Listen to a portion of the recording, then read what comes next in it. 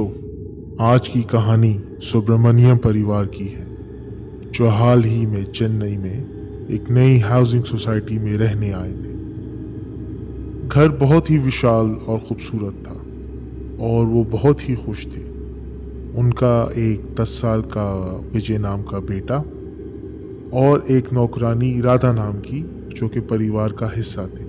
Sunday का दिन था और सुब्रमण्यम परिवार अपने नए घर में पूरी तरह से बस गए थे। उनका बेटा विजय बड़े से लॉन को देखकर बहुत खुश था और लता सुब्रमण्यम, मिस्टर सुब्रमण्यम की पत्नी, घर के विशाल किचन की वजह से बहुत खुश थी।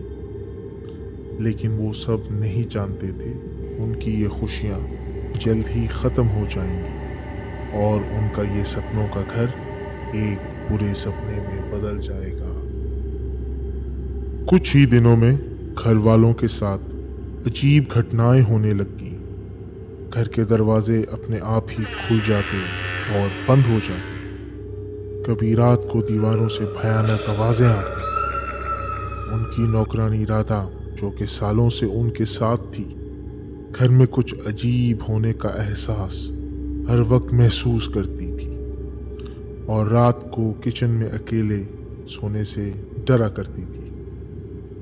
उसने जब ये सब लता को बताने की कोशिश की तो लता ने ये उसकी कल्पना बोलकर टाल दिया। लेकिन एक रात जब लता अपने बिस्तर पर लेटी थी, उसको अपने पास किसी के होने का एहसास हुआ। वो हड़बड़ा कर उठी और जब रूम की लाइट ऑन की तो वहां कोई नहीं था। उसको लगा शायद कि उसने कोई बुरा सपना देखा है, जिसकी वजह से उसको ऐसा लगा। वो जैसे ही लाइट बंद करने लगी, उसको खिड़की के बाहर किसी की आवाज सुनाई दी, जैसे कि कोई उसको पुकार रहा हो। उसने जैसे ही खिड़की का पर्दा हटाया तो खौफ से उसकी गले में ही उसकी आवाज दब कर रह गई। खिड़की के दूसरी तरफ एक बहुत ही खौफनाक आदमी खड़ा था। उसकी आंखें अंदर धसी हुई थी और चेहरा आधा कटा था। लता को ऐसे लगा जैसे कि वो उसका गला दबा रहा है और शायद अब वो नहीं बचेगी। अगली सुबह जब लता की आंख खुली तो उसने खुद को अपने बिस्तर पर ही पाया और सोचने लगी कि सच में ऐसा कुछ नहीं हुआ होगा। बस ये एक बहुत ही भयानक सपना था जो उसने कल रात देखा और अपने पति से इसका जिक्र नहीं किया। राधा जब भी लता को कुछ बताने की कोशिश करती, लता ये कहकर उसको खामोश करा देती कि कहीं उसके पति प्रभास को ये बात पता चल गई तो वो बहुत परेशान होगा। कुछ दिन लता के यूं ही परेशानी में गुजरे। वो इस बारे में ना प्रभास को कुछ बताती, ना किसी और से कुछ बता पाती। उसकी नौकरानी भी जब भी उससे इसका जिक्र करती तो वो उसे खामोश करा देती। एक रात के तीसरे पहर लता की अचानक आंख खुली। उसे बहुत जोरों की प्यास लगी थी। उसने बेड के साइड पे पड़ा पानी का जग देखा तो वो खाली था। वो उठकर किचन की तरफ गई और फ्रिज खोलकर दूसरी बोतल से पानी पिया। पानी पीकर जब वो अपने कमरे की तरफ जा ही रही थी तो उसकी नजर अपने बेटे विजय के कमरे की तरफ पड़ी। वो ये देखकर चौंक गई कि विजय के कमरे की लाइट इस वक्त क्यों ऑन है। कहीं विजय बीमार तो नहीं। वो दौड़ते हुए विजय के कमरे की तरफ गई और दरवाजा खोलते ही उसने जोर से चीख मारी।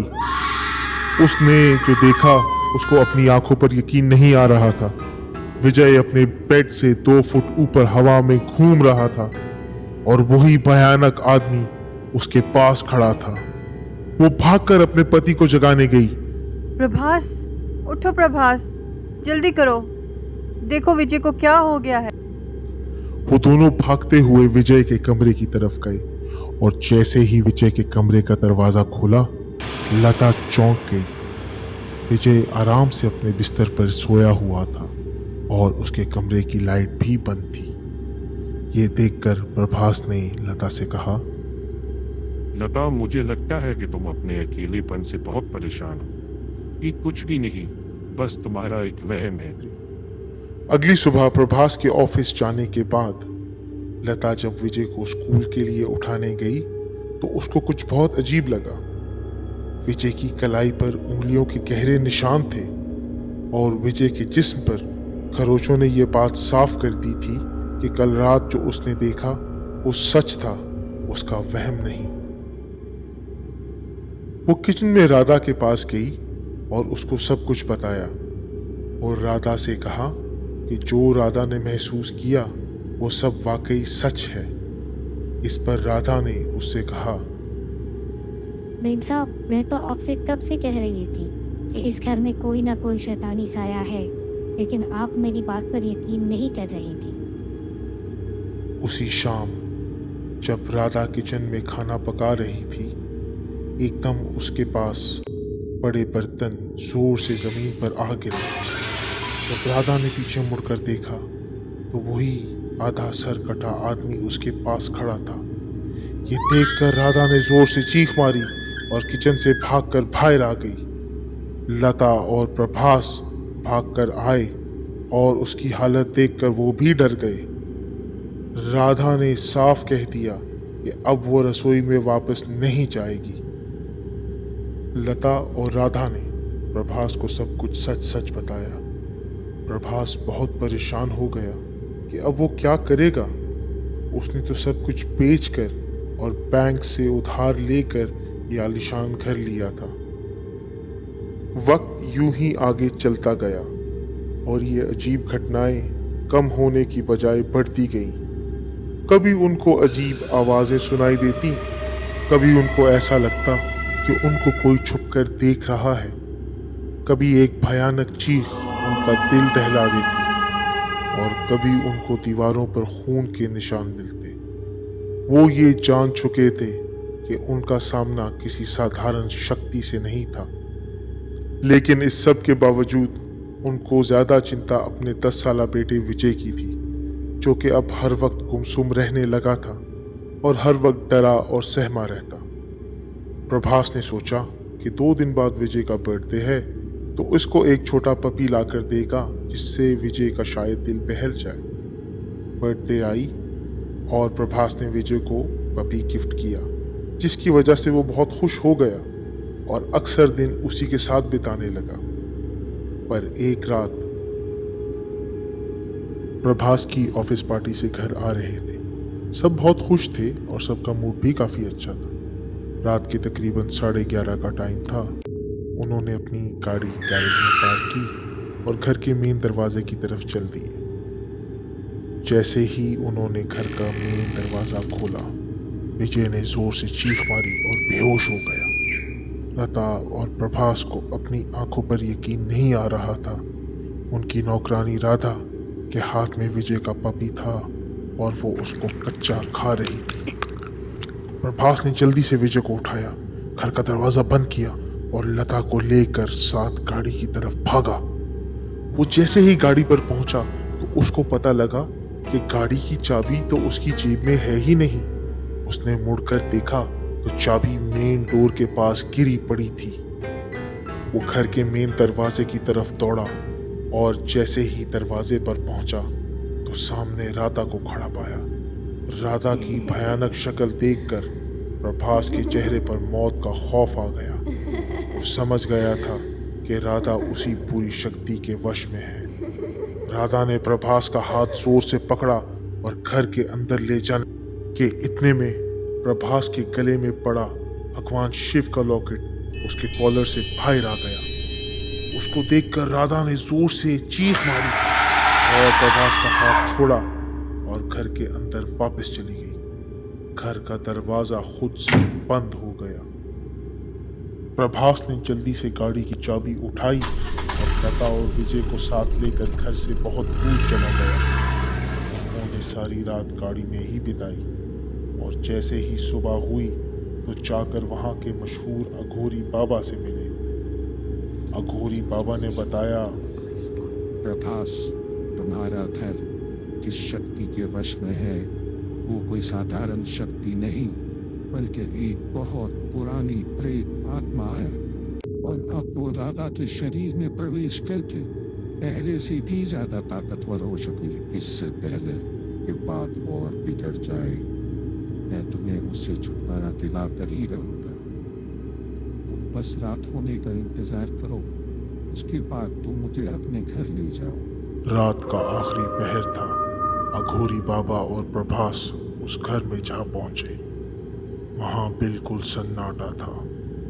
बाबा ने अपने मंत्र का जाप शुरू किया और प्रभास से कहा, चाहे कुछ भी हो जाए प्रभास, तुम अंदर नहीं आओगे और अपना ये लॉकेट किसी कीमत पर अपनी गले से नहीं उतारोगे। बाबा ने घर का गेट खोला और मेन दरवाजे के सामने जाकर खड़े हो गए और उन्होंने जोर जोर से अपना मंत्र का जाप शुरू कर दिया। देखते ही देखते घर का दरवाजा खुला और राधा, जो कि अब पूरी तरह बदल चुकी थी, बाबा के सामने आकर खड़ी हो गई और जोर से चिल्लाने लगी, यहाँ से चला जा बुड्ढे, वरना बेमौत मारा जाएगा। प्रभास, जो ये सब दूर से खड़ा देख रहा था, राधा को देखकर हैरान हो गया कि राधा बहुत गहरी और पुरुष की सी आवाज में बात कर रही थी और जोर जोर से शैतानी आवाज में हंस रही थी। बाबा ने एक छोटी सी थैली से राख निकाली और राधा की तरफ फूंक दी। राधा जोर से चिल्लाई और अघोरी बाबा को गले से पकड़कर फेंक दिया। ये देख कर के बाबा की जान खतरे में है, प्रभास खुद को ना रोक पाया और गेट खोलकर घर के अंदर चला गया। ये देखकर बाबा जोर से चिल्लाए, प्रभास, बाहर चला जा। लेकिन तब तक बहुत देर हो चुकी थी। राधा जोर जोर से शैतानी हंसी हंस रही थी और प्रभास को गले से दबोच लिया था। प्रभास का लॉकेट गेट के साथ ही अटक कर टूट के गिर गया था और अब प्रभास उस शैतान के कब्जे में था। अघोरी बाबा ने ये देखकर सोचा कि अब एक ही रास्ता है कि वो अपने साथ उस शैतानी शक्ति को भी भस्म कर दे और प्रभास की जान बचा ले। बाबा ने राधा को कस के पकड़ लिया और ऊंचा ऊंचा मंत्र का जाप करने लगे। उस मंत्र से राधा का जिस्म चलने लगा और वह शैतान जो उसके अंदर था जोर जोर से चिल्लाने लगा। राधा ने प्रभास का हाथ छोड़ दिया और आग की जलन से चिल्लाने लगी। बाबा ने चिल्लाकर प्रभास को वहां से चले जाने को कहा। प्रभास गेट की तरफ भागा और जब गेट के बाहर पहुंचा और पीछे मुड़कर देखा तो बाबा और वो शैतान जो राधा के जिस्म में था दोनों आग में जल रहे थे। वो चाहकर भी कुछ न कर सका और देखते ही देखते वो दोनों जलकर राख बन गए। घर अब पूरी तरह से उस शैतानी ताकत से मुक्त था। लता, प्रभास और विजय वहाँ हंसी खुशी रहने लगे और बाबा की कुर्बानी को हमेशा याद रखेंगे। पर वो भूतिया यादें हमेशा उनके साथ रहीं और जो उन्होंने अनुभव किया वो उनको आज भी अक्सर डरा देता है।